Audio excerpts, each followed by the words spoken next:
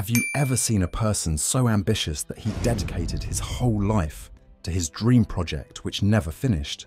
A person renowned to be history's playboy, a person with absolute power in his hand. This is the story of Louis XIV, also known as the Sun King.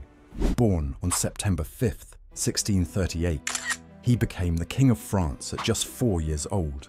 But it was after the death of his chief minister, Cardinal Mazarin, in 1661, that Louis really started to rule on his own terms.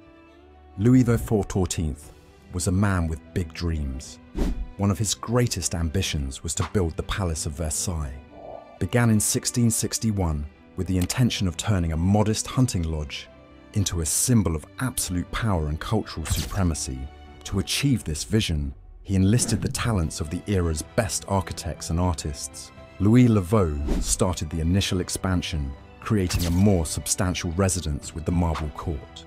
He was followed by Jules Hardouin-Mansart, who added iconic features like the Hall of Mirrors and the Grand Trianon, and extended the palace to house the entire court.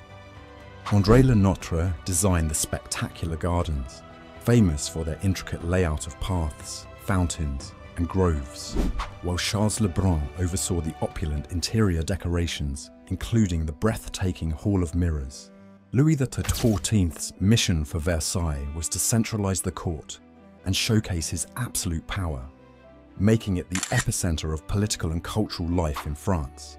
By keeping the nobility close, he ensured their loyalty and diminished their power to plot against him. The palace also served as a cultural hub, promoting French art, music, and literature through grand festivals and performances, reflecting the king's patronage of the arts and the cultural renaissance he fostered. The life of Louis XIV, the Sun King, was not only filled with political ambitions and grand constructions, but also with a vibrant and scandalous sex life that was the talk of Europe. Known for his numerous affairs, Louis XIV's romantic escapades were legendary and part of his strategy to keep the court under his influence. Louis's first notable affair was with Marie Mancini, a relationship that was more than just a youthful romance. However, political necessities forced him to marry Maria Theresa of Spain in 1660, but this marriage did not curb his desires. His court at Versailles became the epicenter of his romantic exploits.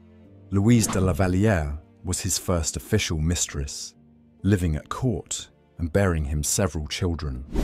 Their relationship was one of genuine affection, but as with many of Louis's romantic liaisons, it eventually gave way to new attractions. La Vallière was succeeded by Françoise Athénaïs, Marquise de Montespan, who became one of his most famous and influential mistresses. Montespan bore him 7 children and held significant power at court. Her apartments were lavishly decorated and directly connected to the king's, facilitating their frequent encounters. Louis's playboy nature extended far beyond a few key mistresses. He had numerous affairs, often with multiple women at the same time. The secret passages and hidden doors of Versailles were designed to facilitate his discreet liaisons. These encounters were not just about physical pleasure. One of the most notable aspects of Louis's romantic life was his ability to juggle multiple relationships simultaneously. His court was filled with beautiful women vying for his attention, and he enjoyed the excitement and drama that came with his romantic entanglements. Despite his luxurious private life, Louis XIV struggled with numerous health issues.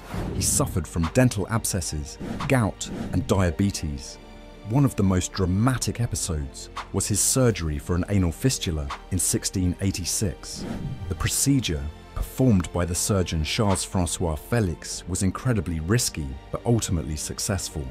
The king's recovery was celebrated and even inspired the creation of a new surgical instrument named the Royal Touch in honor of the event.